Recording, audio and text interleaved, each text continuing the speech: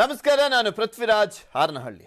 ಬೆಂಗಳೂರಿನಲ್ಲಿ ಕಸದ ಸಮಸ್ಯೆ ಯಾವ ರೀತಿಯಾಗಿದೆ, ಫುಟ್ಪಾತ್ ಒತ್ತುವರಿ ಇರುವಂತದ್ದು ಕೂಡ ಎಲ್ಲರಿಗೂ ಗೊತ್ತಿರುವಂತ ವಿಚಾರ.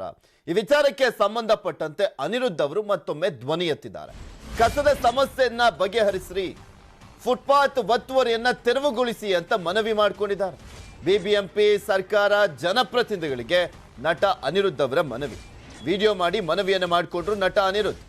ಭಾರತೀಯ ಭೂವೈಜ್ಞಾನಿಕ ಸರ್ವೇಕ್ಷಣಾ ಸಂಸ್ಥೆ ಎದುರು ಕಸದ ರಾಶಿ ಬಿದ್ದಿತ್ತು. ದಯಾನಂದ ಸಾಗರ್ ಕಾಲೇಜು ರಸ್ತೆ ಎರಡೂ ಬದಿನೂ ಫುಟ್ಪಾತ್ ಕೂಡ ಒತ್ತುವರಿ ಆಗಿದೆ. ಬೆಂಗಳೂರಿನಲ್ಲಿ ಮುಕ್ಕಾಲ್ ಭಾಗ ಹಂಗೆ ಇರುವಂಥದ್ದು. ಆಮೇಲೆ ಸಾಕಷ್ಟು ಕಡೆ ಇದೆ ಈ ಕಸದ ಸಮಸ್ಯೆ ಅಂತೂ. ಅಂದ್ರೆ ಇವ್ರು ತೋರಿಸಿರುವಂಥ ವಿಡಿಯೋದಲ್ಲಿ ಇರುವಂಥದ್ರ ಬಗ್ಗೆ ನಾವು ತೋರಿಸ್ತಾ ಇದೀವಿ. ಆ ಸ್ಥಳದ ಬಗ್ಗೆ ವಿಡಿಯೋ ಮಾಡಿ ಮನವಿಯನ್ನು ಮಾಡಿಕೊಂಡು ನಟ ಅನಿರುದ್ಧ್ ಅವರು ಯಾವ ರೀತಿಯಾಗಿ ಇಲ್ಲಿ ಕಸದ ಸಮಸ್ಯೆ ಬಗೆಹರಿತಾ ಇಲ್ಲ, ಬಗೆಹರಿಸಿ ಗಬ್ಬು ನಾರ್ತಾ ಇದೆ, ಇಲ್ಲಿ ಕೊಳಕು ವಾಸನೆ ಅಂತೆಲ್ಲ ಮನವಿ ಮಾಡ್ಕೊಂಡಿದ್ದಾರೆ. ಈ ಸಮಸ್ಯೆಯನ್ನ ಬಗೆಹರಿಸಿ ಅಂತ ಅನಿರುದ್ಧ್ ಅವರು ನಿಮಗೆ ತೋರಿಸ್ತಾ ಇದೀವಿ. ಆ ದೃಶ್ಯಾವಳಿಗಳಲ್ಲಿ ಗಮನಿಸಬಹುದು ನೀವು. ಆ ಸ್ಪಾಟ್ ಎಲ್ಲಿ ಅನ್ನುವಂಥದ್ದನ್ನ ಕೂಡ ಹೇಳಿದ್ದಾರೆ ಅನಿರುದ್ಧ್ ಅವರು. ಬೆಂಗಳೂರಿನ ನಾನಾ ಭಾಗಗಳಲ್ಲಿ ಇರುವಂತ ಸಮಸ್ಯೆ ಇದು. ಈಗ ಸದ್ಯಕ್ಕೆ ಅವ್ರು ತೋರಿಸ್ತಾ ಇರುವಂತ ದೃಶ್ಯಾವಳಿ, ಅವರು ಮನವಿ ಮಾಡ್ಕೊಂಡಿರುವಂತದ್ದು ಆ ಭಾಗದ ಜನಪ್ರತಿನಿಧಿಗಳು, ಸರ್ಕಾರ ಮತ್ತೆ ಬಿಬಿಎಂಪಿ ಸರ್ವೇಕ್ಷಣಾ ಇದರ ಎದುರುಗಡೆ ನಿಂತ್ಕೊಂಡಿದ್ದೀನಿ. ಆ ಕಡೆ ಬಂದ್ಬಿಟ್ಟು ಕುಮಾರಸ್ವಾಮಿ ಲೇಔಟ್ ಬರುತ್ತೆ, ಈ ಕಡೆ ಬಂದ್ಬಿಟ್ಟು ಇಲಿಯಾಸ್ ನಗರ ಬರುತ್ತೆ. ನಾವು ಖುದ್ದು ನ್ಯೂಸ್ 18 ಜೊತೆ ನಟ ಅನಿರುದ್ಧ್ ಅವರು ಮಾತನಾಡಿದ್ರು. ನ್ಯೂಸ್ 18 ಲೋಗವನ್ನ ಹಿಡಿದಂತ ಅನಿರುದ್ಧ್ ಅವರು ಪ್ರತ್ಯಕ್ಷ ವರದಿಯನ್ನ ಕೊಟ್ಟಿದ್ದಾರೆ. ಪುನೀತ್ ರಾಜ್ಕುಮಾರ್ ರಸ್ತೆಯಲ್ಲಿನ ಕಸದ ವಿವರಣೆಯನ್ನ ನೀಡಿದ್ದಾರೆ. ಸುಮ್ಮನೆ ಪುನೀತ್ ರಾಜ್ಕುಮಾರ್ ಅಂತ ಹೆಸರಿಟ್ರೆ ಸಾಲೋದಿಲ್ಲ. ನೀವು ಅವರ ಹೆಸರಿನಲ್ಲಿ ಅಡ್ವಾಂಟೇಜ್ ತಗೊಂಡ್ರೆ ಸಾಲೋದಿಲ್ಲ. ಅವರ ಹೆಸರಿಗೆ ನಿಜಕ್ಕೂ ಕೂಡ ಒಂದು ಗೌರವ ಅಂತ ಕೊಡಬೇಕು ಅಂತಿದ್ರೆ ಆ ರೋಡಿನಲ್ಲಿ ಇರುವಂತ ಸಮಸ್ಯೆಗಳನ್ನ ಬಗೆಹರಿಸಿ ಅಂತನೂ ಕೂಡ ಮನವಿಯನ್ನ ಮಾಡಿಕೊಂಡಿದ್ದಾರೆ. ಪ್ರತ್ಯಕ್ಷ ವರದಿಯನ್ನ ನೀಡಿದ್ದಾರೆ ನ್ಯೂಸ್ 18 ಲೋಗೋ ಇಟ್ಕೊಂಡು. ನೋಡೋಣ. ನಟ ಅನಿರುದ್ಧ್ ಅವರು ಆಗಾಗ ಜನರ ಸಮಸ್ಯೆಗಳ ಕುರಿತಾಗಿ ಧ್ವನಿ ಎತ್ತುತ್ತಿರ್ತಾರೆ. ಅದೇ ರೀತಿಯಾಗಿ ಇವತ್ತು ಕೂಡ ಒಂದು ಏನಂದ್ರೆ ಪುನೀತ್ ರಾಜ್ಕುಮಾರ್ ಅಂತ ಏನು ಹೆಸರನ್ನ ಇಡಲಾಗಿದೆ ರಿಂಗ್ ರೋಡ್ಗೆ, ಆ ಒಂದು ರಿಂಗ್ ರೋಡ್ ನಲ್ಲಿ ಇರುವಂತಹ ಸಮಸ್ಯೆ ಬಗ್ಗೆ ಧ್ವನಿ ಎತ್ತಿದ್ರು. ಈ ಬಗ್ಗೆ ನ್ಯೂಸ್ 18 ಕೂಡ ವರದಿ ಪ್ರಸಾರ ಮಾಡ್ತು. ಈಗ ಖುದ್ದು ಅನಿರುದ್ಧ್ ಅವರೇ ನ್ಯೂಸ್ 18 ಜೊತೆ ಇದ್ದಾರೆ. ಇಲ್ಲಿನ ಸಮಸ್ಯೆಯ ಬಗ್ಗೆ ಅವರೇ ನ್ಯೂಸ್ 18ಗೆ ಜನರ ಮೂಲಕ ಜನರಿಗೆ ಒಂದು ವಿವರಣೆ ಕೊಡ್ತಾರೆ. ಸರ್ ನಮಸ್ತೆ ಎಲ್ರಿಗೂ. ಇದು ಕರ್ನಾಟಕ ರತ್ನ ಡಾಕ್ಟರ್ ಪುನೀತ್ ರಾಜ್ಕುಮಾರ್ ರಸ್ತೆ. ತುಂಬ ಹೆಮ್ಮೆಯಿಂದ, ಅಭಿಮಾನದಿಂದ, ಗೌರವದಿಂದ, ಪ್ರೀತಿಯಿಂದ ಈ ಒಂದು ರಸ್ತೆಗೆ, ಸುಮಾರು 12 ಕಿಲೋಮೀಟರ್ ಉದ್ದದ ರಸ್ತೆಗೆ ಈ ಒಂದು ಹೆಸರನ್ನು ಇಟ್ಟಿದ್ದಾರೆ. ಆದರೆ ಇವತ್ತು ಈ ಪರಿಸ್ಥಿತಿ ನೋಡಿದ್ರೆ, ಇಲ್ಲಿ ಸಮಸ್ಯೆಗಳನ್ನು ನೋಡಿದ್ರೆ, ಈ ಒಂದು ಹೆಸರಿಗೆ ನಾವು ಸಲ್ಲಿಸಬೇಕಾದಂಥ ಗೌರವ ಸಲ್ಲಿಸ್ತಾ ಇದ್ದೀವ ಅನ್ನೋದೇ ಒಂದು ದೊಡ್ಡ ಪ್ರಶ್ನೆ. ಈ ಒಂದು ಸಾರ್ವಜನಿಕ ಶೌಚಾಲಯ ತಾವು ಗಮನಿಸಿದ್ರೆ ಇದು ಯಾವಾಗಲೂ ಬಂದಿರುತ್ತಿದ್ದು. ಎರಡನೇದಾಗಿ ಇದು ಸರಿಯಾಗಿ ನಿರ್ವಹಣೆ ಕೂಡ ಆಗಲ್ಲ. ಜೊತೆಗೆ ಒತ್ತುವರಿ, ಇದು ಸಾರ್ವಜನಿಕ ಫುಟ್ಪಾತ್ ಒತ್ತುವರಿ ಆಗಿದೆ. ಕೇವಲ ಇಲ್ಲಿ ಮಾತ್ರ ಅಲ್ಲ, ದಾರಿ ಉದ್ದಕ್ಕೂ ಒತ್ತುವರಿ ಆಗಿದೆ, ಅಸ್ವಚ್ಛತೆ ಇದೆ. ನಿನ್ನೆ ನಾನು ನನ್ನ ಸಾಮಾಜಿಕ ಜಾಲತಾಣಗಳಲ್ಲಿ ಇಲ್ಲಿ ಇರ್ತಕ್ಕಂಥ ಕಸ ಅದರದ್ದು ಒಂದು ವಿಡಿಯೋ ಮಾಡಿ ಹಾಕಿದ್ದೆ. ಅಧಿಕಾರಿಗಳು ತಕ್ಷಣ ಸ್ಪಂದಿಸಿದ್ದಾರೆ, ಇದನ್ನು ಸ್ವಚ್ಛಗೊಳಿಸಿದ್ದಾರೆ. ಆದರೆ ಇದು ಒಂದು ಈ ಸಮಸ್ಯೆ ಆಗಾಗ ಇಲ್ಲಿ ಬರ್ತಾನೆ ಇರುತ್ತೆ. ಇದು ಶಾಶ್ವತವಾಗಿ ಇದಕ್ಕೆ ಒಂದು ಪರಿಹಾರ ಸಿಗಬೇಕು. ಇಲ್ಲಿ ತಾವು ಗಮನಿಸಿದ್ರೆ ಇದು ಭಾರತೀಯ ಭೂವೈಜ್ಞಾನಿಕ ಸರ್ವೇಕ್ಷಣಾ ಕಟ್ಟಡ ಇದೆ. ಈ ಒಂದು ಸಂಸ್ಥೆಯ ಮುಂದೆ, ಅದರ ಎದುರುಗಡೆ, ಆ ಥರದ ಒಂದು ಪ್ರತಿಷ್ಠಿತವಾದಂಥ ಒಂದು ಕಚೇರಿಯ ಎದುರುಗಡೆ ಈ ಥರದ ಒಂದು ಅಸ್ವಚ್ಛತೆ ತಾವು ಗಮನಿಸಿದ್ರೆ ನೋಡ್ಬೋದು. ಅಲ್ಲಿ ನೋಡಿ. ಜೊತೆಗೆ ಇಲ್ಲಿ ವಿಡಿಯೋ ಮಾಡೋದೇನಿದೆ ಅಲ್ಲ, ಅದು ತುಂಬಾನೇ ಕಷ್ಟ. ಅಷ್ಟು ವಾಸನೆ ಬರ್ತಿದೆ ಇಲ್ಲಿ. ರಾತ್ರಿ ಎಲ್ಲ ಕೋಳಿ ಅಂಗಡಿಯಿಂದ, ಮಾಂಸದ ಅಂಗಡಿಯಿಂದ ಬಂದು ಇಲ್ಲೆಲ್ಲ ಹಾಕ್ತಾರೆ, ಮಾಂಸ ಹಾಕ್ತಾರೆ, ಮೂಳೆಗಳನ್ನು ಹಾಕ್ತಾರೆ. ದಯವಿಟ್ಟು ಅದರತ್ತ ಗಮನ ಹರಿಸಬೇಕು. ಇಲ್ಲಿ ನೋಡಿ, ಇಲ್ಲಿ ಒತ್ತುವರಿ ಆಗಿದೆ. ಈ ಸಮಸ್ಯೆ ಎಷ್ಟೋ ವರ್ಷಗಳಿಂದ ಇದು ಹೀಗೆ ಇದೆ. ನನಗನ್ಸೋ ಮಟ್ಟಿಗೆ ನಮ್ಮ ಪ್ರತಿನಿಧಿಗಳಿಗೆ ಎಲ್ಲೋ ಒಂದು ಕಡೆ ಆತಂಕ ಇದೆ. ಯಾಕಂತಂದ್ರೆ ಇವರೆಲ್ಲರೂ ಮತದಾರರು, ಎಲ್ಲೋ ಇವರು ಬೇಜಾರು ಮಾಡ್ಕೋಬಹುದು ಅನ್ನೋ ಒಂದು ಆತಂಕ ಇರಬಹುದು, ಏನೋ ಗೊತ್ತಿಲ್ಲ ನನಗೆ. ಆದರೆ ನಾನೇನು ಅನ್ಕೊಳ್ತಿದ್ದೀನಿ ಅಂತಂದ್ರೆ, ಪ್ರತಿನಿಧಿಗಳು, ನಮ್ಮ ಅಧಿಕಾರಿಗಳು ಇವ್ರ ಜೊತೆಯಲ್ಲಿ ಬಂದು ಚರ್ಚೆ ಮಾಡಿ ಮಾತಾಡಿ ಇವ್ರ ಸಮಸ್ಯೆಯನ್ನ ತಿಳ್ಕೊಂಡು ಅದನ್ನು ಬಗೆಹರಿಸೋ ಒಂದು ಪ್ರಯತ್ನ ಆಗಬೇಕು, ಒಂದು ಸಕಾರಾತ್ಮಕ ಪ್ರಯತ್ನ ಒಂದು ಆಗಬೇಕು. BBMP ಅವ್ರದ್ದು ಸಾಕಷ್ಟು ಜಾಗಗಳು ಇವೆ. ಆ ಜಾಗಗಳಲ್ಲಿ ಇವರಿಗೆ ಬೇಕಾದರೆ ಅವಕಾಶ ಮಾಡಿಕೊಡ್ಬೋದು, ಇವ್ರುಗಳಿಗೆ ಅಂಗಡಿಗಳನ್ನು ಹಾಕೋದಕ್ಕೆ ಅವಕಾಶ ಮಾಡಿಕೊಡ್ಬೋದು, ಇವರಿಂದ ಒಂದಿಷ್ಟು ಬಾಡಿಗೆ ಕೂಡ BBMPನವರು ತಗೋಬಹುದು. ಆದರೆ ಸಾರ್ವಜನಿಕರಿಗೆ ಈ ಥರದ ಒಂದು ಸಮಸ್ಯೆ ಆದರೆ ಸಾರ್ವಜನಿಕರು ಕೂಡ ಮತದಾರರು ಇದು ದಯವಿಟ್ಟು ಗಮನದಲ್ಲಿರಲಿ. ಇದು ನೋಡಿ ಎಷ್ಟು ಗಲೀಜಿದೆ ನೋಡಿ, ಎಷ್ಟು ಗಲೀಜಿದೆ ನೋಡಿ. ಬೆಂಗಳೂರು ಇದು IT capital, IT hub, IT-BT city, garden city ಅಂತ ತುಂಬ ಹೆಮ್ಮೆಯಿಂದ ಕರಿತೀವಿ. ಆದರೆ ಇದು ಬೆಂಗಳೂರಲ್ಲಿ ಇದು ಇರ್ತಕ್ಕಂಥ ಪರಿಸ್ಥಿತಿ, ನಮ್ಮ ಕರ್ನಾಟಕದ ರಾಜಧಾನಿಯ ಒಂದು ಪರಿಸ್ಥಿತಿ. ಅಲ್ಲೂ ಕೂಡ ನೋಡಿ ಅದು ಫುಟ್ಪಾತ್, ಅದು ಎಷ್ಟು ಒತ್ತುವರಿ ಆಗಿದೆ ನೋಡಿ. ಅಲ್ಲಿ ನೋಡಿ, ಇವ್ರುಗಳ ಜೊತೆಯಲ್ಲಿ ಮಾತಾಡಿ ಚರ್ಚೆ ಮಾಡಿ ಇವ್ರ ಸಮಸ್ಯೆಯನ್ನು ಬಗೆಹರಿಸೋ ಒಂದು ಪ್ರಯತ್ನ ಆಗಬೇಕು. ಆದರೆ ಆ ಪ್ರಯತ್ನನೇ ಎಲ್ಲೂ ನಮಗೆ ಅದು ಕಾಣಿಸ್ತಾ ಇಲ್ಲ. ಇಲ್ಲಿ ನೋಡಿ, ಫುಟ್ಪಾತೇ ಇಲ್ಲ. ಇಲ್ಲೂ ಕೂಡ ಇದು ಡಿವೈಡರ್ ಏನಿದೆ ಎಷ್ಟು ಗಲೀಜಿದೆ ನೋಡಿ, ಎಷ್ಟು ಅಸ್ವಚ್ಛವಾಗಿದೆ ನೋಡಿ. ಎಷ್ಟೋ ಗಿಡಗಳನ್ನು ಇಲ್ಲಿ ನೆಡಬಹುದು, ಅದರ ನಿರ್ವಹಣೆ ಮಾಡಬಹುದು. ಅಲ್ಲಲ್ಲಿ ಕಸ ಬಿದ್ದಿರುತ್ತೆ. ಎಲ್ಲಿ ಅಸ್ವಚ್ಛ ಇರುತ್ತೋ ಅಲ್ಲಿ ಮತ್ತಷ್ಟು ಮಗದಷ್ಟು ಜನ ಬಂದು ಕಸ ಹಾಕ್ತಾನೆ ಇರ್ತಾರೆ. ಸ್ವಚ್ಛವಾಗಿದ್ರೆ ಅಲ್ಲಿ ಯಾರೂ ಬಂದು ಕಸ ಹಾಕಲ್ಲ. ಈಗ ನಾವು ಏರ್ಪೋರ್ಟಲ್ಲಿ ನೋಡ್ತೀವಿ ಅಥವಾ ಮಾಲ್ಗಳಲ್ಲಿ ನೋಡ್ತೀವಿ, ಅಲ್ಲಿ ಯಾರೂ ಬಂದು ಕಸ ಹಾಕಲ್ಲ. ಯಾಕೆ? ಸ್ವಚ್ಛವಾಗಿರುತ್ತದು. ಸ್ವಚ್ಛವಾಗಿದ್ದರೆ ಯಾರೂ ಬಂದು ಕಸ ಹಾಕಲ್ಲ. ಅಲ್ಲಲ್ಲಿ ಡಸ್ಟ್ಬಿನ್ಸ್ಗಳು, ನಾವು ಕಸದ ತೊಟ್ಟಿಗಳನ್ನು ನಾವು ಎಷ್ಟೋ ಸತಿ ನಾವು ಅನ್ಕೊಳ್ತೀವಿ ಅದನ್ನು ಅಳವಡಿಸ್ಬೇಕು ಅಂತ. ಅವ್ರದ್ದೇ ಆದಂಥ ಏನೋ ಒಂದಿಷ್ಟು ಸಮಸ್ಯೆಗಳನ್ನು ಹೇಳ್ಕೋತಾರೆ. ಆದರೆ ನಾವು ಈ ಒಂದು ಕಸದ ಸಮಸ್ಯೆ ಹರಿಯೋದು ನಾವು ನೋಡೇ ಇಲ್ಲ. ಅಲ್ಲಲ್ಲಿ CCTVಗಳನ್ನು ಹಾಕಬೇಕು. ಜನ ಬಂದು ಅಲ್ಲಲ್ಲಿ ರಾತ್ರಿ ಬಂದು ಕಸ ಹಾಕ್ತಾನೆ ಇರ್ತಾರೆ. ಇದಕ್ಕೊಂದು ಶಾಶ್ವತವಾದಂಥ ಪರಿಹಾರ ನಮ್ಮ ಅಧಿಕಾರಿಗಳು, ನಮ್ಮ ಪ್ರತಿನಿಧಿಗಳು ಕಂಡು ಹಿಡಿಲೇಬೇಕು. ಬರೋ ದಿನಗಳಲ್ಲಿ ನಮ್ಮ ಊರು, ನಮ್ಮ ಬಡಾವಣೆ, ನಮ್ಮ ರಾಜ್ಯ, ನಮ್ಮ ದೇಶ ಬೇರೆ ದೇಶಗಳಿಗೆ ಮಾದರಿ ಆಗಬೇಕು. ಆ ನಿಟ್ಟಲ್ಲಿ ಒಂದು ಪ್ರಯತ್ನ ಆದರೂ ಪ್ರಾರಂಭ ಆಗಬೇಕು. ಇಲ್ಲಿ ನೋಡಿ, ಇಲ್ಲಿ ಎಷ್ಟೋ ಜಾಗದಲ್ಲಿ ನೋಡಿ, ಇದು ಡಿವೈಡರ್ ನೋಡಿ ಎಷ್ಟು ಗಲೀಜವಾಗಿದೆ. ಗಿಡಗಳೇ ಇಲ್ಲ, ಅದಕ್ಕೆ ರೇಲಿಂಗ್ ಇಲ್ಲ. ಅಲ್ಲಿ ನೋಡಿ ಒತ್ತುವರಿ, ಅಲ್ಲಿ ನೋಡಿ. ಇದು ಹೀಗೆ ದಾರಿ ಉದ್ದಕ್ಕೂ ಇದೆ. ಇವ್ರ ಹೊಟ್ಟೆ ಮೇಲೆ ಹೊಡಿಬಾರ್ದು. ನಾವು ಆ ನಿಟ್ಟಲ್ಲಿ ನಾವು ಪ್ರಯತ್ನ ಪಡಬೇಕು. ಇವರೆಲ್ಲರೂ ಬಡವರು, ಅವ್ರಿಗೆ ಸಮಸ್ಯೆ ಉಂಟಾಗಿ ಸಮಸ್ಯೆ ನಾವು ಸೃಷ್ಟಿ ಮಾಡಿ ಅವ್ರಿಗೆ ತೊಂದರೆ ಕೊಟ್ಟು ನಾವು ಇದನ್ನು ಫುಟ್ಪಾತ್ ಮಾಡ್ತೀವಿ ಅನ್ನೋ ಉದ್ದೇಶ ಅಲ್ಲ. ಅವ್ರ ಸಮಸ್ಯೆ ಏನಿದೆಯೋ ಅದನ್ನು ಬಗೆಹರಿಸಿ, ಇದು ಸಾರ್ವಜನಿಕರಿಗೋಸ್ಕರ ಮಾಡಿರ್ತಕ್ಕಂಥ ಫುಟ್ಪಾತ್. ಹಾಗಾಗಿ ಅವರಿಗೆ ಇದು ಒಂದು ಸುವ್ಯವಸ್ಥೆವಾಗಿ ಅದು ಇರಬೇಕು ಅನ್ನೋ ನಿಟ್ಟಲ್ಲಿ ನಾವೆಲ್ಲರೂ ಸೇರಿ ಪ್ರಯತ್ನ ಮಾಡಬೇಕು. ಬಹಳ ಧನ್ಯವಾದ. ತಾವು ಸಮಯವನ್ನ ಬಿಡು ಮಾಡಿಕೊಂಡು ಸಮಸ್ಯೆಯನ್ನ ಖುದ್ದು ತಾವೇ ಜನರಿಗೆ ಮುಟ್ಟಿಸುವಂತ ಕೆಲಸ ಮಾಡಿದ್ರ. BBMP ಅಧಿಕಾರಿಗಳು ಕೂಡ ಬಂದು ತಮ್ಮ ಹತ್ರ ಮಾತನಾಡ್ತಿದ್ರು. ಏನ್ ಭರವಸೆ ಕೊಡ್ತಿದ್ದಾರೆ ಸರ್? BBMPನವರು ಈಗ ಕಸ ಏನಿತ್ತು ಅದನ್ನ ಸ್ವಚ್ಛಗೊಳಿಸಿದ್ದಾರೆ. ಆದರೆ ಈ ಒತ್ತುವರಿ ಏನಿದೆ, ಈ ಒಂದು ಸಮಸ್ಯೆ ಇದ್ದೇ ಇದೆ. ಅದರ ಜೊತೆಗೆ ಡೆಬ್ರೀಸ್ ಅಂತ ಏನ್ ಕರಿತೀವಿ ಅಂತಂದ್ರೆ, ಈ ಸೋಫಾ ಏನೋ ಇಟ್ಟಿರ್ತಾರೆ, ಕುರ್ಚಿಗಳನ್ನ ಬಂದು ಇಟ್ಟಿರ್ತಾರೆ, ಅದು ಸ್ವಚ್ಛಗೊಳಿಸೋದಕ್ಕೆ ಅದು ಬೇರೆ ಒಂದು ಕಮಿಟಿ ಇದೆ, ಅವರು ಬಂದು ಅದನ್ನು ಸ್ವಚ್ಛಗೊಳಿಸಬೇಕು. ಇದು ಎರಡನೇದು. ನಾನು ಇನ್ನೊಂದು ಹೇಳೋದಕ್ಕೆ ಇಷ್ಟಪಡ್ತೀನಿ, ಏನು ಅಂತಂದರೆ News18 ನಿಮ್ಮ ತಂಡಕ್ಕೆ ನಾನು ತುಂಬ ಅಭಿನಂದನೆಗಳನ್ನು ಹೇಳ್ತೀನಿ, ಧನ್ಯವಾದಗಳನ್ನು ಹೇಳ್ತೀನಿ. ಯಾಕಂತಂದರೆ ಈ ಥರದ ಸಮಸ್ಯೆ ತಾವು ತಕ್ಷಣ ಅದಕ್ಕೆ ಸ್ಪಂದಿಸ್ತೀರಾ. ಆ ನಿಟ್ಟಲ್ಲಿ ತಾವು ಸತತವಾಗಿ ನಿರಂತರವಾಗಿ ಒಂದು ಪ್ರಯತ್ನ ಪಡ್ತಾ ಇದ್ದೀರಾ. ಹಾಗಾಗಿ ತಮ್ಮ ಇಡೀ ಒಂದು ಸಿಬ್ಬಂದಿ ವರ್ಗಕ್ಕೆ ಅಭಿನಂದನೆಗಳು ಮತ್ತು ಧನ್ಯವಾದಗಳು. ನಮ್ಮ News18 ಕಡೆಯಿಂದ ತಮ್ಮ ಒಂದು ಸಾಮಾಜಿಕ ಕಳಕಳಿಗೆ ತಮಗೂ ಕೂಡ ಧನ್ಯವಾದಗಳು ಸರ್. ಸೊ ಇದು ಒಂದು ಸಮಸ್ಯೆ ಕುರಿತಾಗ ಅದರಲ್ಲೂ ಕೂಡ ಪುನೀತ್ ರಾಜ್ಕುಮಾರ್ ಅವರ ಹೆಸರನ್ನ ಕೂಡ ಇಡಲಾಗಿದೆ. ಈ ಒಂದು ರಸ್ತೆಯಲ್ಲಿ ಈ ರೀತಿಯಾದಂತಹ ಸಮಸ್ಯೆಗಳು ಮೊದಲಿಂದಲೂ ಕೂಡ ಇದೆ.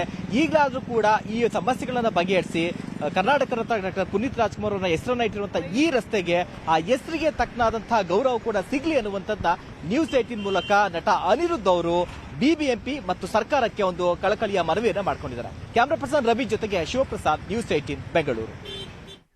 ತವರು ಕ್ಷೇತ್ರ ಹಾವೇರಿಯ ಶಿಗ್ಗಾವಿ ಪಟ್ಟಣದಲ್ಲಿ ಸಿಎಂ ಬೊಮ್ಮಾಯಿ ಪ್ರವಾಸವನ್ನು ಮಾಡ್ತಿದ್ದಾರೆ. ಶಿಗ್ಗಾವಿ ಪಟ್ಟಣಕ್ಕೆ ಆಗಮಿಸಿದಂತ ಸಿಎಂ ಮಾತನಾಡ್ತಾ ಇದ್ದಾರೆ, ನೋಡೋಣ. ಶಸ್ತ್ರವಿದ್ಯೆಯನ್ನ ಕಲಿಸಿದ್ರು.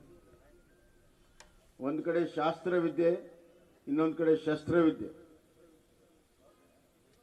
ಇವೆರಡರ ಅತ್ಯಂತ ವೇಗದಲ್ಲಿ ಕಲಿತು ಅದರಲ್ಲಿ ಬಹಳ ದೊಡ್ಡ ಸಾಧನೆಯನ್ನು ಮಾಡಿರುವಂತಹ ಬಲ ಮತ್ತು ಎದೆಯ ಒಳಗಡೆ ಧೈರ್ಯ, ಸ್ಥೈರ್ಯ ಮತ್ತು ಆತ್ಮಬಲ ಇವೆಲ್ಲನ್ನು ಜೋಡಿಸಿ ಶಿವಾಜಿ ಮಹಾರಾಜರು ತಮ್ಮ ಒಂದು ಯುದ್ಧ ಕಲೆಯಿಂದ, ಗೊರಿಲ್ಲಾ ಯುದ್ಧ ಕಲೆಯಿಂದ ಬೇರೆ ಬೇರೆ ಪ್ರಾಂತಗಳನ್ನು ವಶಪಡಿಸಿಕೊಂಡು ಏನು ಗಂಡಾಂತರ ಬಂದಿತ್ತು,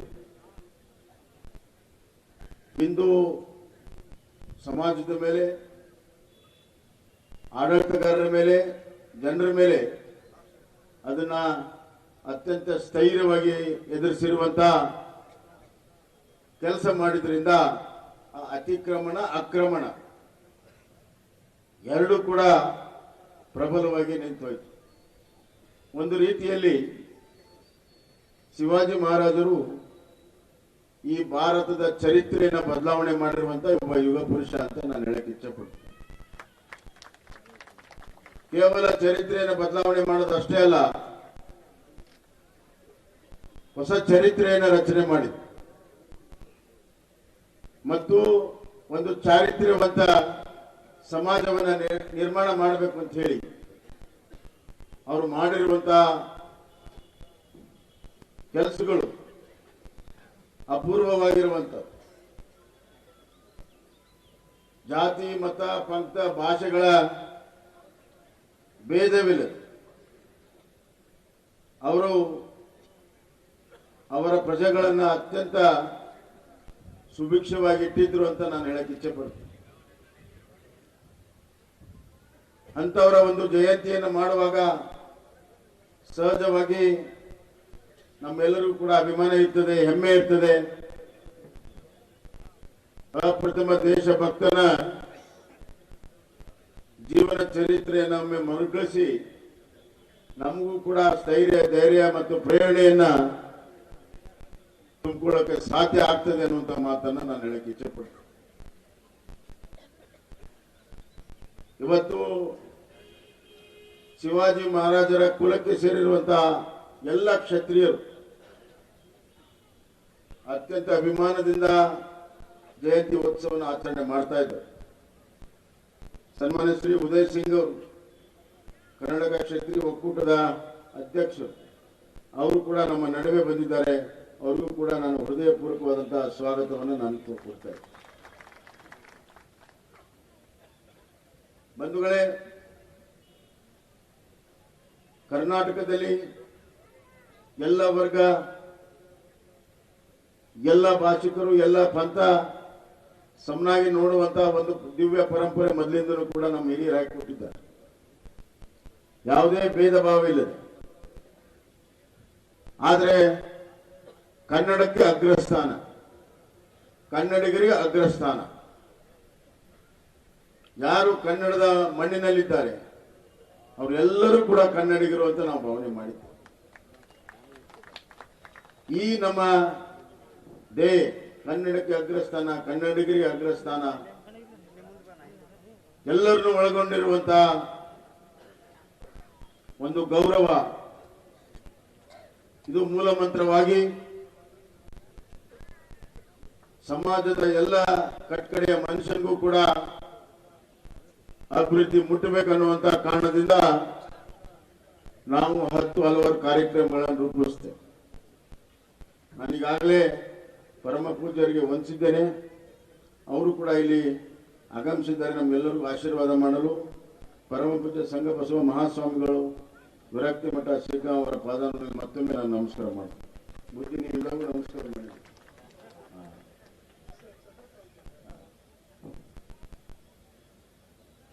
ಬಂಧುಗಳೇ, ನಮ್ಮ ತಾಲೂಕಿನಲ್ಲಿ ಈ ಸಮಾಜ ಅತ್ಯಂತ ಗೌರವಯುತವಾಗಿ ಬದುಕನ್ನು ನಡೆಸಿ ಬೇರೆ ಎಲ್ಲ ವರ್ಗದ ಜನರ ಪ್ರೀತಿಯನ್ನು ಉಳಿಸಿಕೊಂಡು ಎಲ್ಲ ವರ್ಗಗಳ ಮುಖ್ಯ ವಾಹಿನಿಯಲ್ಲಿ ಸೇರಿಕೊಂಡು ತಾಲೂಕಿನ ಶ್ರೇಯೋಭಿವೃದ್ಧಿಗೆ ನಿರಂತರವಾಗಿ ಕೈ ಜೋಡಿಸುತ್ತಾ ತಾವೆಲ್ಲ ಬಂದಿರೋದು ಅತ್ಯಂತ ಶ್ಲಾಘನೀಯ ಕೆಲಸ ಅಂತ ನಾನು ಈ ಸಂದರ್ಭದಲ್ಲಿ ಹೇಳಕ್ಕೆ ಇಚ್ಛೆ ಪಡ್ತೀನಿ.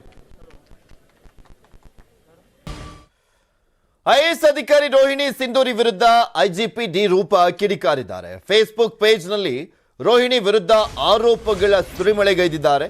ರೂಪಾ ಅವರು ರೋಹಿಣಿ ವಿರುದ್ಧ 19 ಆರೋಪಗಳ ಪಟ್ಟಿ ಮಾಡಿದ್ದಾರೆ. ಡಿ ರೂಪಾ ಅದನ್ನು ಮೆನ್ಷನ್ ಮಾಡಿದ್ದಾರೆ. 19 ಆರೋಪಗಳನ್ನ ಅಧಿಕಾರಿಯಾಗಿ ರಾಜಕಾರಣಿಗಳ ಜೊತೆಗೆ ಸಂಧಾನ ಯಾಕೆ ಅಂತ ಪ್ರಶ್ನೆಯನ್ನ ಮಾಡಿದ್ದಾರೆ.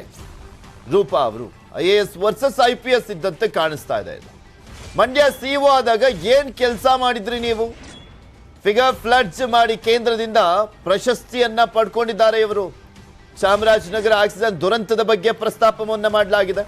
ರೂಪಾ ಅವರ ಆರೋಪಗಳಲ್ಲಿ ಸಿಂಧೂರಿ ವಿರುದ್ಧ ಯಾಕೆ ತನಿಖೆ ನಡೆಸಲಿಲ್ಲ ಅಂತ ಕೂಡ ಪ್ರಶ್ನೆಯನ್ನ ಮಾಡಿದ್ದಾರೆ. IAS ಅಧಿಕಾರಿ ಶಿಲ್ಪಾ ನಾಗ್ ಜೊತೆ ಜಗಳ ಮಾಡಿದ್ದಕ್ಕೂ ಕೂಡ ಆ ಒಂದು ವಿಚಾರವನ್ನು ಕೂಡ ಪ್ರಸ್ತಾಪವನ್ನ ಮಾಡಲಾಗಿದೆ, ಉಲ್ಲೇಖವನ್ನ ಮಾಡಲಾಗಿದೆ. ಸಾರಾ ಮಹೇಶ್ ಮೇಲೆ ಅನೇಕ ಆರೋಪವನ್ನ ಮಾಡಿದ್ರು ರೋಹಿಣಿ ಸಿಂಧೂರಿ. ಈಕೆ ಒಂದನ್ನು ಕೂಡ ಪ್ರೂವ್ ಮಾಡಲಿಲ್ಲ, ಅದಕ್ಕೆ ಸಂಧಾನಕ್ಕೆ ಹೋದ್ರ ಅಂತ ಪ್ರಶ್ನೆ ಮಾಡಿದ್ರು. ಹಾಸನ DC ಆಗಿ ಪೋಸ್ಟ್ ನಿಂದ ಎತ್ತಂಗಡಿ ಮಾಡಿದಾಗ ಸರ್ಕಾರದ ವಿರುದ್ಧ CITಗೆ ಅರ್ಜಿಯನ್ನ ಹಾಕಿದ್ದಾರೆ. ಮೈಸೂರು DC ಆಗಿ ಹೋಗಿದ್ದಂತ ಕನ್ನಡದ ಹುಡುಗ ಶರತ್ ಅವರನ್ನ 29 ದಿನದಲ್ಲೇ ಎತ್ತಂಗಡಿ ಮಾಡಿಸಿದ್ರು ಇವರು. ಕೋವಿಡ್ ನಿಂದ ಜನ ಸಾಯ್ತಾ ಇದ್ರೆ ಮಾನವೀಯತೆ ಇಲ್ಲದೆ ಸ್ವಿಮ್ಮಿಂಗ್ ಪೂಲ್ ಅನ್ನ ಕಟ್ಟಿಸ್ಕೊಂಡ್ರು. ಹೀಗೆ ಹಲವು ಆರೋಪಗಳನ್ನ ಫೇಸ್ಬುಕ್ ನಲ್ಲಿ ಪೋಸ್ಟ್ ಮಾಡಿದ್ದಾರೆ ಡಿ ರೂಪಾ ಅವರು. DK ರವಿ ಸಾವಿನ ಕೇಸ್ನ CBI ರಿಪೋರ್ಟ್ ನಿಂದ ಹಿಡಿದು ಹಲವು ಆರೋಪಗಳ ಬಗ್ಗೆ ಪ್ರಸ್ತಾಪವನ್ನ ಮಾಡಿದ್ದಾರೆ ಡಿ ರೂಪಾ.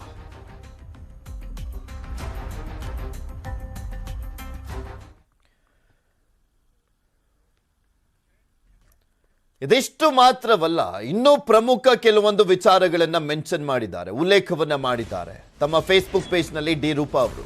ಕೆಲ IAS ಅಧಿಕಾರಿಗಳಿಗೆ ಖಾಸಗಿ ಫೋಟೋವನ್ನ ಕಳಿಸಿದ್ದಾರೆ ಅಂತ ಬಹುದೊಡ್ಡ ಆರೋಪ ಇದು. ನಾಟ್ ಸೋ ಡೀಸೆಂಟ್ ಅಂತ ಕೂಡ ಮೆನ್ಷನ್ ಮಾಡಿದ್ದಾರೆ. ಡೀಸೆಂಟ್ ಆದಂತ ಫೋಟೋಗಳಲ್ಲ ಅವು. ರೋಹಿಣಿ ವಿರುದ್ಧ ಒಂದು ಸ್ಫೋಟಕ ಆರೋಪವನ್ನ ಮಾಡ್ತಾ ಇದ್ದಾರೆ ರೂಪಾ ಅವರು. ಕೆಲವು ಅಧಿಕಾರಿಗಳನ್ನ ಉತ್ತೇಜಿಸಿದ್ದಾಳೆ, ಆ ಖಾಸಗಿ ಫೋಟೋಗಳು ನನಗೆ ಸಿಕ್ಕಿವೆ ಅಂತ ಕೂಡ ಹೇಳಿದ್ದಾರೆ. ಅಂದ್ರೆ ಇವರ ಹತ್ರ ಪ್ರೂಫ್ ಇಟ್ಕೊಂಡು ಮಾತನಾಡ್ತಾ ಇರುವ ರೀತಿಯಲ್ಲಿ ಕಾಣಿಸ್ತಾ ಇದೆ ರೂಪಾ ಅವರು. ರೋಹಿಣಿ ವಿರುದ್ಧ ಡಿ ರೂಪಾ ಸ್ಫೋಟಕ ಆರೋಪವನ್ನ ಮಾಡ್ತಾ ಇರುವಂಥದ್ದು. ಈಗ ಬೇರೆ ಬೇರೆ ಆರೋಪಗಳಾಗಿದ್ದಂತಹ ಸಂದರ್ಭದಲ್ಲಿ ಇದು ಸಹಜವಾಗಿ ಏನೋ ವೈಯಕ್ತಿಕ ದ್ವೇಷನೋ ಅಥವಾ ಇನ್ಯಾವುದೋ ಮಗದೊಂದು ಇರ್ಬೋದು ದ್ವೇಷ ಅಂತ ಅನ್ಕೊಳ್ತಾರೆ. ವೈಯಕ್ತಿಕವಾದಂಥ ಪ್ರತಿಷ್ಠೆ ಏನಾದರೂ ಇರ್ಬೋದಾ ಅಂತ ಅನ್ಕೊಳ್ತಾರೆ. ಆದರೆ ಇಲ್ಲಿ ಮಾನನಷ್ಟ ಆಗುವಂತ ವಿಚಾರಗಳು ಸಾಕಷ್ಟು ಉಲ್ಲೇಖ ಆಗಿರುವಂಥದ್ದು. ನಾಟ್ ಸೋ ಡೀಸೆಂಟ್ ಫೋಟೋವನ್ನ ಕಳಿಸಿದ್ದಾರೆ, ಖಾಸಗಿ ಫೋಟೋಗಳನ್ನ ಕಳಿಸಿದ್ದಾರೆ, ಕೆಲವು ಅಧಿಕಾರಿಗಳನ್ನ ಉತ್ತೇಜಿಸಿದ್ದಾರೆ ಅಂತೆಲ್ಲ ಕೂಡ ಅವರು ಉಲ್ಲೇಖವನ್ನ ಮಾಡಿರುವಂಥದ್ದನ್ನು ನೋಡ್ತಾ ಇದ್ರೆ ಯಾವ ಹಂತಕ್ಕೆ ಹೋಗುತ್ತೋ ಗೊತ್ತಿಲ್ಲ ಈ ಜಗಳ. ಇದ್ರ ಬಗ್ಗೆ ಮತ್ತಷ್ಟು ಮಾಹಿತಿಯನ್ನ ನೀಡ್ತಾರೆ ನಮ್ಮ ಪ್ರತಿನಿಧಿ ಮುನಿರಾಜು, ನಮ್ಮ ಜೊತೆ ಸಂಪರ್ಕದಲ್ಲಿ ಜಾಯಿನ್ ಆಗ್ತಾ ಇದ್ದಾರೆ. ಮುನಿರಾಜು, ನೋಡ್ತಾ ಇದ್ವಿ ಬರೀ ಆರೋಪಗಳನ್ನ ಮಾತ್ರ ಮಾಡಿಲ್ಲ, ಇಲ್ಲಿ ನಾಟ್ ಸೋ ಡೀಸೆಂಟ್ ಖಾಸಗಿ ಫೋಟೋಗಳನ್ನ ಕೂಡ ಕಳಿಸಲಾಗಿದೆ ಅನ್ನುವಂಥದ್ದನ್ನ ಕೂಡ ಮೆನ್ಷನ್ ಮಾಡಿರುವಂಥದ್ದನ್ನ ನೋಡ್ತಾ ಇದ್ರೆ ಕೆಲವೊಂದು ದಾಖಲೆಗಳನ್ನ ಇಟ್ಕೊಂಡೇ ಮಾತನಾಡ್ತಾ ಇದ್ದಾರಾ ರೂಪಾ ಅವರು ಅನ್ನುವಂಥ ಪ್ರಶ್ನೆಗಳು ಸಹಜವಾಗಿ ಉದ್ಭವಿಸುತ್ತೆ. ಇದು ಯಾವ ಹಂತಕ್ಕೆ ಹೋಗುತ್ತೆ ಅಂತ ಊಹೆ ಮಾಡ್ಕೊಳ್ಳಿಕ್ಕೆ ಆಗೋದಿಲ್ಲ ಅಂತ ಕಾಣಿಸುತ್ತೆ ಈ ಆರೋಪಗಳನ್ನ ಗಮನಿಸ್ತಾ ಇದ್ರೆ.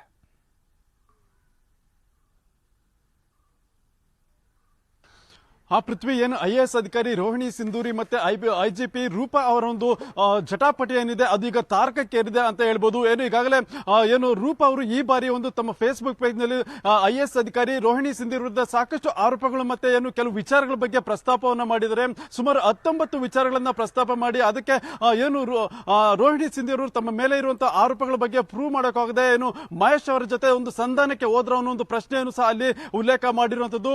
ಏನು ಇತ್ತೀಚೆಗೆ ಮಹೇಶ್ ಮತ್ತೆ ರೋಹಿಣಿ ಸಿಂಧೂರಿ ಅವರು ಭೇಟಿಯಾಗಿರುವಂತಹ ಒಂದು ಫೋಟೋ ಒಂದು ಹೊರಗಡೆ ಬಂದಿತ್ತು. ಆ ಒಂದು ವಿಚಾರವಾಗಿ ಏನು IAS ಅಧಿಕಾರಿ ತಮ್ಮ ಮೇಲಿರುವಂತಹ ಆರೋಪಗಳನ್ನ ಪ್ರೂವ್ ಮಾಡಲಾಗದೆ ಒಂದು ಸಂಧಾನಕ್ಕೆ ಹೋದ್ರ ಅನ್ನುವಂತ ಪ್ರಶ್ನೆಯನ್ನ ಅಲ್ಲಿ ಮುಂದಿಟ್ಟಿದ್ದಾರೆ.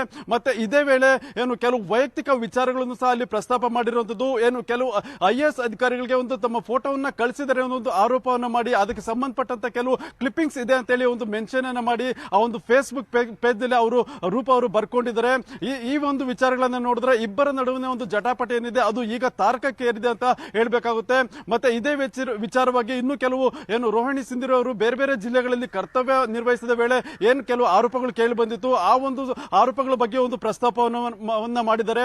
ಏನು ಮೈಸೂರು ಡಿಸಿ ಆಗಿದ್ದ ಸಂದರ್ಭದಲ್ಲಿ ಒಂದು ವೇಳೆಯಲ್ಲಿ ಕೋವಿಡ್ ಇತ್ತು, ಈ ಸಂದರ್ಭದಲ್ಲಿ ಅವರು ಸ್ವಿಮ್ಮಿಂಗ್ ಪೂಲ್ ಅನ್ನ ಕಟ್ಸ್ಕೊಂಡಿದ್ರು. ಮತ್ತೆ ಅದೇ ವೇಳೆ ಮಂಡ್ಯ ಸಿಇಒ ಆಗಿದ್ದ ವೇಳೆ ಒಂದು ಟಾಯ್ಲೆಟ್ ಅನ್ನ ಕಟ್ಟಿರ್ತಾರೆ. ಆ ಸಂದರ್ಭದಲ್ಲಿ ಅವರು ತಮ್ಮ ಒಂದು ಫಿಗರ್ ಫ್ರೆಡ್ಜ್ ಮಾಡಿ ಒಂದು ಕೇಂದ್ರ ಪ್ರಶಸ್ತಿಯನ್ನ ಪಡ್ಕೊಂಡ್ರ ಅನ್ನೋ ಒಂದು ಪ್ರಶ್ನೆಯನ್ನು ಸಹ ಅಲ್ಲಿ ಉದ್ಭವ ಆಗೋ ರೀತಿಯಲ್ಲಿ ಅವರು ಒಂದು ಚಾಟ್ ಅನ್ನು ಮಾಡಿರುತ್ತದೆ.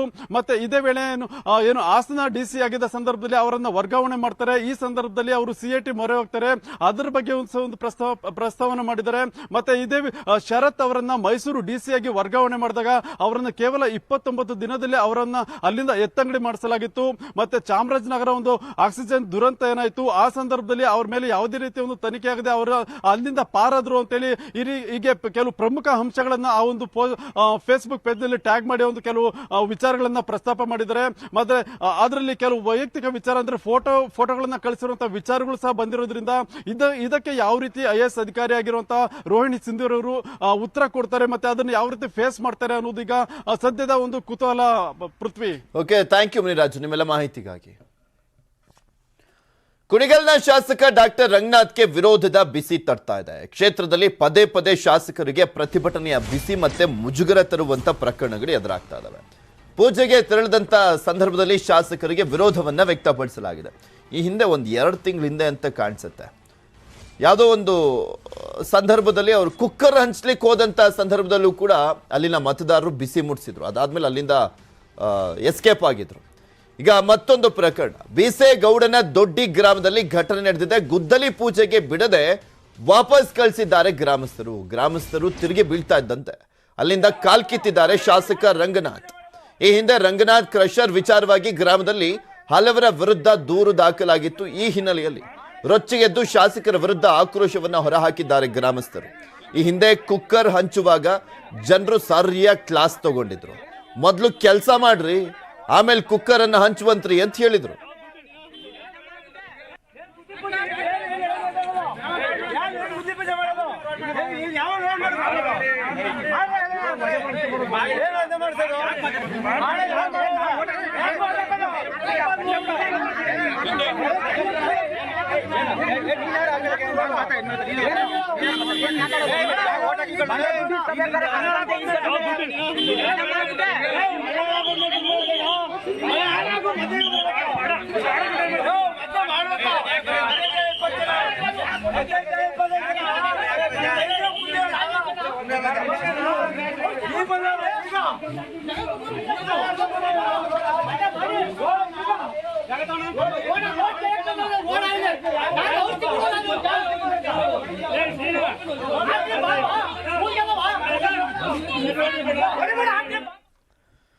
ಮತ್ತಷ್ಟು ಸುದ್ದಿಯನ್ನು ನಿಮ್ಮ ಮುಂದೆ ಇಡ್ತಾ ಹೋಗ್ತೀನಿ, ಆದ್ರೆ ಅದಕ್ಕೂ ಮುಂಚೆ ಒಂದು ಸ್ಮಾಲ್ ಬ್ರೇಕ್.